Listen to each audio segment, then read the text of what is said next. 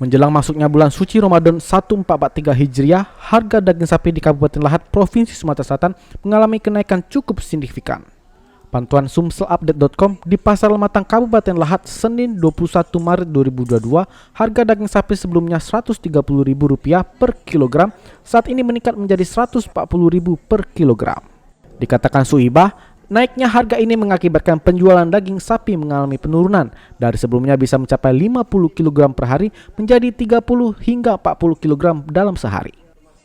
Terpisah, Kepala UPTD Pasar Lematang Lahat Midi Herman mengatakan, setiap menjelang masuknya bulan suci Ramadan, harga daging sapi mengalami kenaikan. Daging sekarang Bu? 14. 14. Ini menjelang Ramadan memang naik Bu? Bukan memang naik beli dari PT-nya. Oh. Naik dari bahannya. Sudah berapa lama Bu naik Bu? Alah bulan ini lah kalau naik nih kami naik Kak.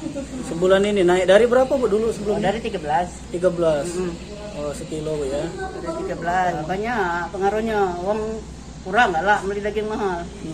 Ya, minta diturunkan yang PT. Kena PT yang naik ke barang nih, bukan kami. Ya. 130 naik kan 140 per kilo. Per kilogram. Kalau tulang masih tetap 100 ya per kilo.